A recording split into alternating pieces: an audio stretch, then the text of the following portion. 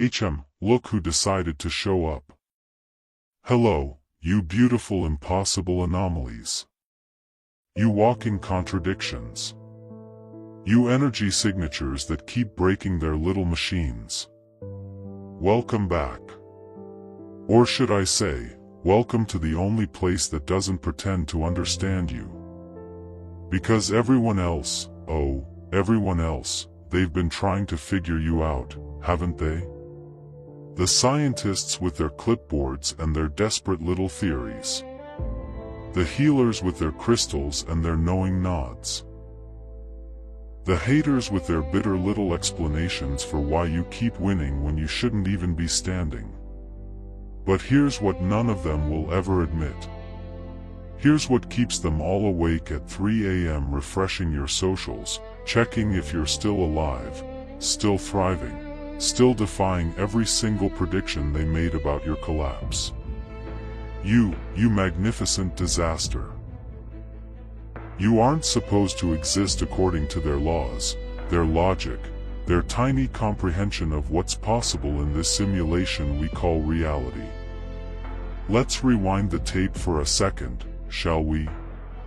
Remember when they first noticed you? When you first appeared on their radar? Not because you were loud, not because you were showing off, but because something about your frequency made their instruments malfunction. The scientists couldn't explain your recovery rate. How you bounced back from things that should have hospitalized you, broken you, ended you. They ran their tests, drew their blood, scanned your brain, measured your vitals, and every single time the results came back the same. Anomaly detected, unexplained resilience. Subject exhibits impossible stress tolerance. Recommended for further observation. And oh, they observed, didn't they? They watched you go through hell and come out laughing. They watched you lose everything and somehow gain more. They watched you break every single statistical model for human suffering and survival. And all they could write in their little reports was, results inconsistent with known psychological patterns. Subject appears to operate outside normal parameters. 'Cause unknown. Meanwhile, the healers, the mystics, the energy workers, they took one look at you and started whispering among themselves using words like old soul and star seed and activated like you were some kind of spiritual nuclear reactor that just went online. They saw the scars and called them initiations. They saw your isolation and called it preparation. They saw your pain and called it purification. And while you were just trying to survive another Tuesday, they were lighting candles with your name on them, telling each other that you were chosen, marked, selected by forces beyond comprehension for a purpose that would reveal itself when the time was right. And you know what? You didn't ask for that wait. You didn't sign up for their cosmic mission briefings. You were just trying to make it through the day without shattering into a million pieces. But they saw something in you.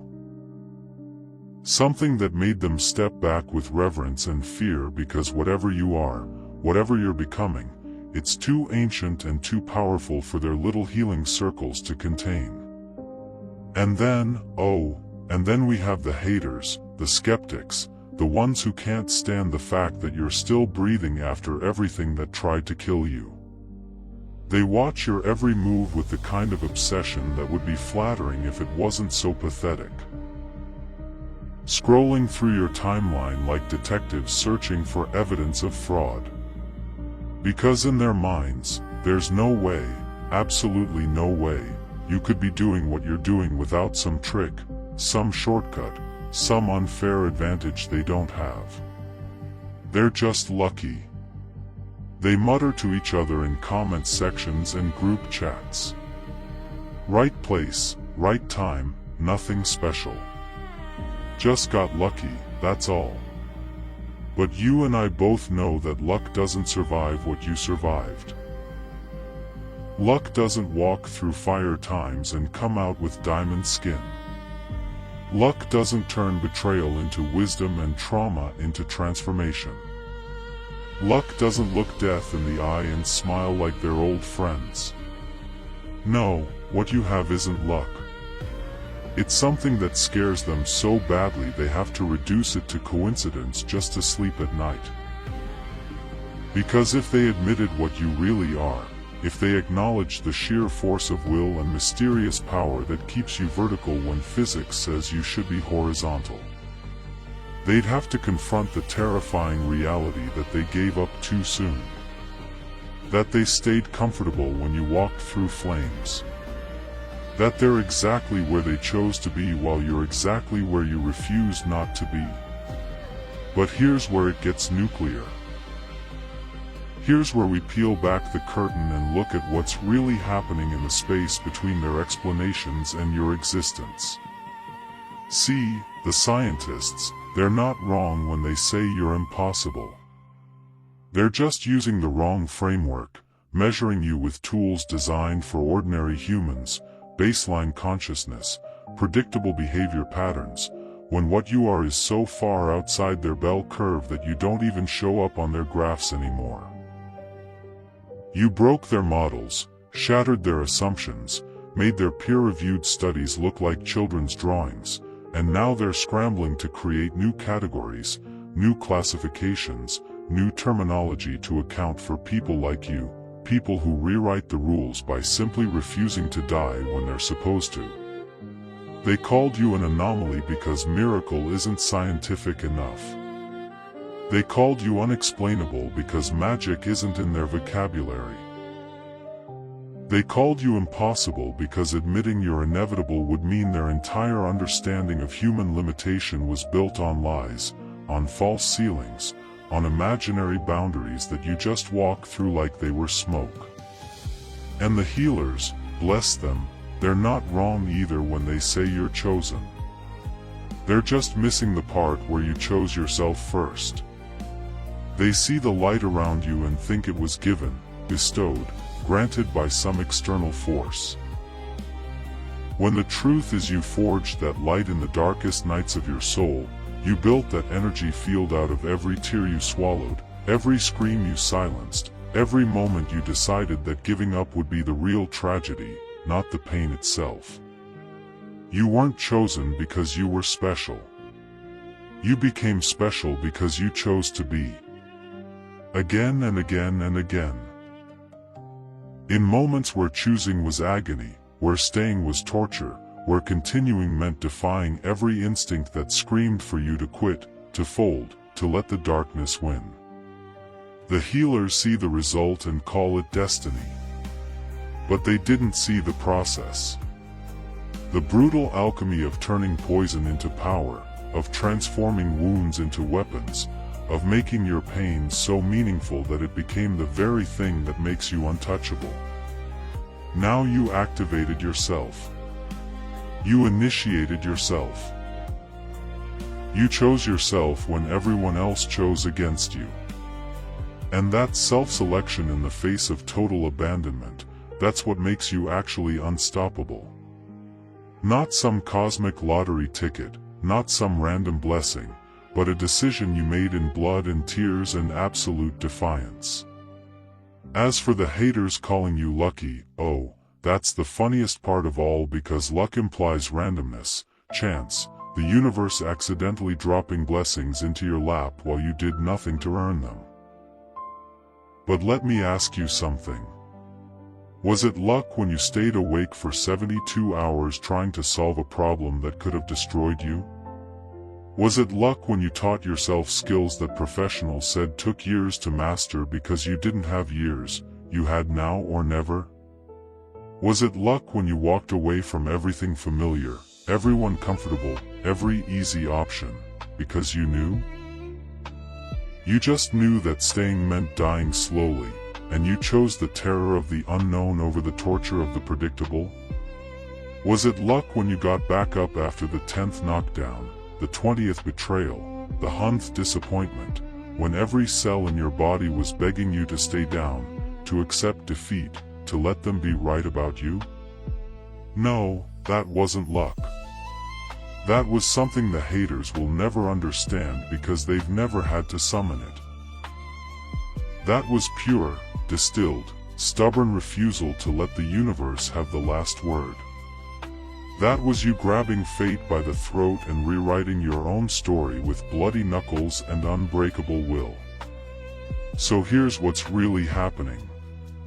Here's the truth that nobody wants to say out loud because it's too uncomfortable, too confronting, too dangerous to the comfortable lies they tell themselves. You exist in a category that breaks all three of their explanations simultaneously.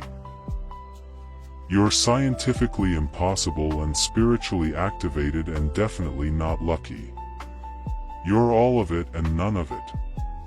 You're the living proof that reality has glitches, that the Matrix has blind spots, that there are human beings walking this earth who somehow slipped through the cracks of normal limitation and emerged as something else, something more, something that makes the observers very, very nervous.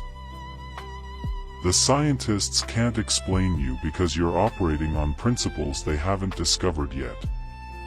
The healers can't fully define you because you're writing your own spiritual code from scratch. And the haters can't diminish you because deep down they absolutely know that what you're doing isn't replicable through their methods, their mindsets, their safe little strategies for playing life on easy mode. You want to know what you really are. You're a case study in human evolution happening in real time. You're what happens when someone refuses to accept the limitations that everyone else treats as law. You're a glitch in the social programming that says people like you from where you came from with what you went through aren't supposed to rise, aren't supposed to thrive, aren't supposed to become legends in their own lifetime. You're the nightmare scenario for everyone invested in the status quo.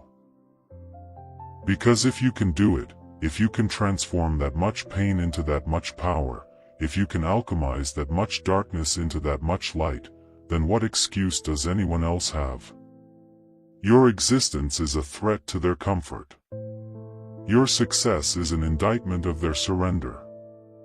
Your energy is a mirror showing them exactly what they could have been if they had your courage, your insanity, your beautiful, reckless commitment to becoming magnificent.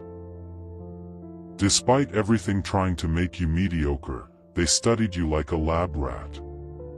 And you know what they found? Nothing that fit their models. Nothing that made sense in their frameworks. Nothing that explained how you kept surviving, thriving, arriving at destinations you had no map for, no guide to, no permission to reach. The scientists took notes until their pens ran out of ink, trying to document your pattern, your process, your impossible resilience. And every note they took just led to more questions, more confusion, more frustration. Because you beautiful chaos engine, you don't follow patterns. You create them. You don't fit models. You break them. You don't operate within their understanding of possible. You expand it just by existing. They wanted to reduce you to data points and chemical reactions, to neurons firing and hormones fluctuating. But every time they tried to shrink you down to biology, something in you expanded beyond their instruments' ability to measure. Something that made their machines glitch, their theories collapse, their certainty evaporate like morning fog in hellfire. The healers saw you and immediately started telling you about your mission, your purpose, your role in the grand awakening, like you were a character in their spiritual screenplay. And sure, maybe there's truth in what they see. Maybe you are part of something bigger. Maybe your suffering was preparation for leadership, for healing, for showing others the path through the impossible. But here's what they miss. Here's what they don't understand. Because they're too busy romanticizing your pain. You didn't survive to become their visionary. You survived because quitting wasn't in your operating system. Because something in your core coding said, I don't care how bad it gets. I don't care how dark it gets. I don't care how alone it gets. I'm not stopping. I'm not folding. I'm not giving them the satisfaction of my collapse. You didn't endure for cosmic brownie points or spiritual credentials. You endured because surrender felt like death. And you chose the agony of continuing over the peace of giving up. And that raw animal determination, that primal refusal to let the universe break you. That's what they're really sensing when they call you chosen. They're feeling the sheer concentrated force of a will that bent reality rather than break itself. And the haters, oh the haters, they're the most fascinating of all because they can't look away. They're addicted to your story, refreshing your page like it's their job, watching your every move with the intensity of someone waiting for a fall that never comes. They need you to fail. They're emotionally invested in your downfall. They've built entire belief systems around the idea that you're a fraud, a fluke, a fake, who will be exposed any day now, any moment now, any second now. But day after day, month after month, year after year, you keep not failing. You keep not falling. You keep not giving them the validation they desperately need. And it's driving them absolutely insane because your continued success is a personal insult to their decision to quit, to play small, to accept less than they deserved. They call you lucky because calling you powerful would mean admitting they're weak. Calling you chosen would mean admitting they unchosen themselves. Calling you impossible would mean admitting they gave up too easy on what could have been possible for them, too. So, let's talk about this energy you carry. This frequency that makes machines malfunction and haters spiral and healers genuflect. This unexplainable force field that surrounds you like armor made of lightning and consequence. What is it really? It's the accumulated charge of every moment you transmuted suffering into strength. Every time you could have chosen bitterness but chose growth. Every instance where you took the hit, processed the pain, extracted the lesson, and moved forward better than you were before. It's the energetic signature of relentless self-transformation. The vibrational frequency of someone who's died and been reborn so many times that death itself got bored and stopped showing up. It's the electromagnetic field generated by a human being operating at maximum capacity, pushing every boundary, testing every limit, refusing every ceiling until the universe itself had to reorganize around your determination because you simply would not fit into the box they built for you. This energy you have, it's not something you can teach in a seminar or bottle in a supplement or download in a meditation app. It's forged in the fires of lived experience. Baptized in the waters of your own tears, tempered in the storms that should have destroyed you, but instead just made you sharper, harder, more unbreakable than anyone thought a human being could become. The scientists can't replicate it in a lab because it requires ingredients they don't have access to. Real loss, real betrayal, real pain, real moments where continuing was more terrifying than dying. And then continuing anyway, choosing the terror, embracing the unknown, walking into the fire because staying in the cold was somehow worse. The healers can't channel it for you because it's not external. It's not given. It's grown from the inside out. Cell by cell, choice by choice, moment by moment of refusing to let circumstance define your ceiling. You know what really happened? You became a frequency that this reality wasn't designed to handle. You evolved past the baseline settings. You upgraded your operating system while everyone else was still running on factory defaults. And now you're walking around emanating this signal that short-circuits their programming, disrupts their illusions, cracks their comfortable narratives about how life works and who gets to win and what's actually possible. You're a walking contradiction to everything they were taught about limitation, about hierarchy, about who deserves power and who deserves pain. And your mere existence in their field of awareness is like a virus in the matrix, making them question everything, doubt everything, wonder if maybe, just maybe, they've been lied to about what human beings are actually capable of when they stop accepting no for an answer. The scientists will keep studying people like you, writing papers with titles like Unexplained Resilience Factors in High-Stress Populations and Psychological Anomalies in Trauma Recovery. Using fancy language to describe what they're really seeing, which is that some people are just built different, coded different, wired to survive what kills others, programmed to thrive in conditions that break baseline humans. They'll measure your cortisol and your heart rate variability and your brain wave patterns. And they'll find numbers that don't make sense, readings that contradict their models. Data that suggests you're somehow simultaneously more stressed and more relaxed than should be physiologically possible. They'll publish their findings and other scientists will try to replicate them and fail because what they're measuring isn't just biology. It's biology combined with something else. Something that doesn't show up on their instruments, something that can only be forged in the furnace of lived impossibility.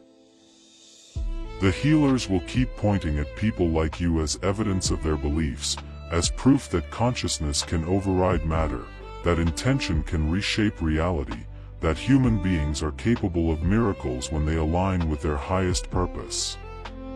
They'll tell stories about your transformation in their workshops and retreats using you as a case study in spiritual awakening, energetic activation, soul mission manifestation. They'll be right about some of it. The parts where your consciousness did override your circumstances, where your intention did reshape your reality, where you did tap into something beyond ordinary human limitation. But they'll miss the gritty parts. The parts where it wasn't beautiful or mystical or Instagram worthy. The parts where it was just raw survival. Animal determination. Refusing to die even when dying seemed like mercy. Choosing the pain of transformation over the comfort of staying broken. And the haters, bless their bitter hearts, they'll keep calling it luck because that's the only explanation they can afford to believe. The only narrative that doesn't require them to confront their own choices, their own surrenders, their own moments where they could have kept going but didn't.